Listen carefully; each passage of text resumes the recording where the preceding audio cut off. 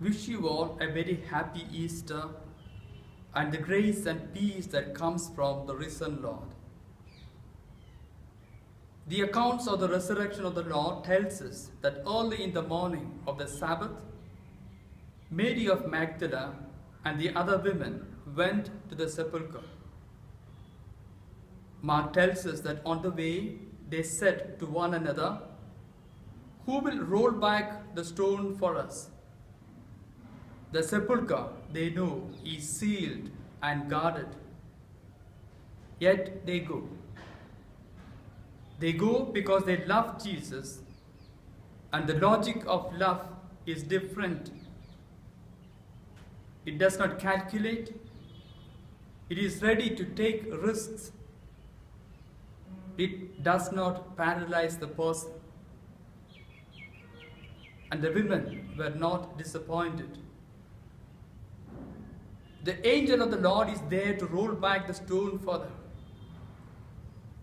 They are privileged to be the first to experience the resurrection of the Lord and the first to bear witness to the truth of the resurrection. Moreover, the angel as well as the risen one tells them, "Why do you seek the living with the dead? He is going before you to Galilee. It is there you will see him." And the risen Lord tells the women, "Go and tell my brothers that they are to leave for Galilee. It is there they will see me." Yes, dear friends, we need to encounter him in our Galilees where we live our day-to-day lives. Christians are those who encounter the risen Lord at the sepulchre, at the altar, and because of which are able to recognize the same Lord among the living. A careful reading of the accounts of the resurrection reveal that the women went early in the morning, not in search of the resurrected. Rather, they went in search of the crucified, the dead, and the buried Jesus of Nazareth. Their effort is rewarded, and their journey ultimately leads them to the resurrected. This holds out a straightforward message for us, my dear brothers and sisters. Do you want to encounter the risen Lord? There are around us today the crucified, the suffering, and the dead. Go in search of them. Go where they can be found. Anoint them with a soothing oil. Your care, your concern, your empathy. They are the doors to your encounter with the resurrected. And finally, my dear brothers and sisters, another common exhortation that comes to us from the angel as well as the risen Lord is, "Be not afraid." There is no need for you to be afraid.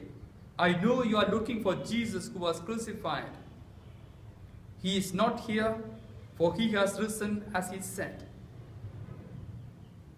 The first exhortation of the resurrected too is not different. He too tells them, "Do not be afraid." The world at large is anxious today. To some extent it is because we have killed God and buried him. We are living our lives today as if God were dead. Hence the fear, the anxiety. Bring God back into your lives. Bring him alive. That is the antidote to every fear and anxiety. Yes, dear friends, be not afraid because the risen Lord is with you. If the Lord is with us, then we have no reason to fear. A lot of people today are afraid of their fellow human beings. Like the resurrected and the angel, We are called to proclaim to those around us, be not afraid. And we are invited to do that with our way of life. We are to instill hope and confidence in the people who live with us and around us. Following the logic of love, let us reach out to the suffering, and there we shall encounter the risen Lord, who will once again direct us to our own Galilees, where we are called to be angels of hope. Once again, wish you all a very happy Easter and the grace and peace that comes from the risen Lord.